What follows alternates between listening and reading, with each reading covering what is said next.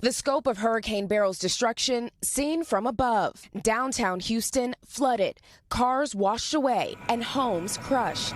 I was just so scared the whole tree was going to fall into the house. Today, this family watched as crews removed a fallen tree from their house. They were inside when it came crashing down and the water began pouring in. And I could just see this huge trunk right there on the window, and then that's when the rain really started pouring in. A tree can get taken down, a house can get fixed, a life cannot be replaced. The U.S. death toll from the storm now up to 10, including 2 from carbon monoxide poisoning and 1 person whose oxygen machine ran out of battery. The remnants of Beryl now wreaking havoc in the Midwest. Overnight, 110 tornado warnings were issued, the most ever for a day in July. In Louisiana, mangled metal and debris strewn for miles. Back in Houston tonight, another threat. What does it feel like in your house right now? Feels like an oven.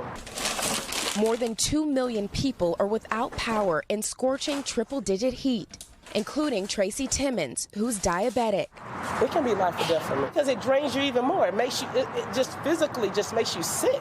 Now spending her days at a cooling center and praying for power. How many days can you go like this?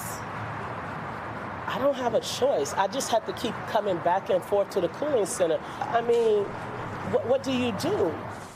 Priscilla joining us now from Houston. Priscilla, how much progress are they making on the ground?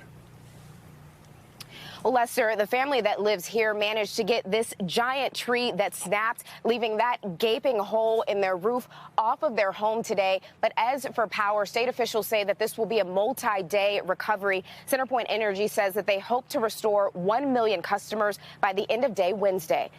Thanks for watching. Stay updated about breaking news and top stories on the NBC News app or follow us on social media.